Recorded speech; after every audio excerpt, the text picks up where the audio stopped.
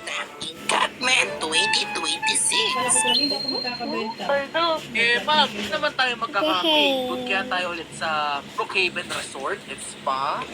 Ay, nako. Meron tayong magandang pagkakampingan ngayong taon. Hindi nyo na kailangan lumayo. Kasi dito tayo sa school magkakamping. Ano?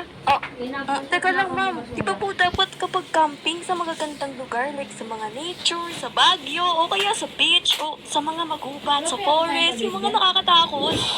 Ay, nako, Jessica, huwag kang kasyumera. Wala tayong budget para sa ganon. At saka, mas maganda na yung dito para makatipid-tipid tayo. Paano yun ma'am? Ano yan? Kinarapat niyo po yung budget natin. Paano po namin ma-fulfill yung nature? Excuse me? Kinurakot ko? Ako? Madami akong sugar daddy. At saka ma'am, bakit sa school? Ang boring kaya kapag sa school. Alam nyo, hindi yan boring kasi madami tayong activities. At saka, required na sumama lahat. Lalo na yung sa may mga 75, di ba, Jessica? Opo Pwede ma'am. niya ibigay ka ng Ma'am, natin. di ba yung pera na ang mga proceeds na yan mapupunta lang sa pandiki ni Paper? Hoy, siya magbabayad ng date namin ha. At saka, out of the topic na yon. Yun lang. Hindi sa... Ay, wait. Mamaya na pala to ha. Mag-date na agad kayo. Yan, bensin yan yan.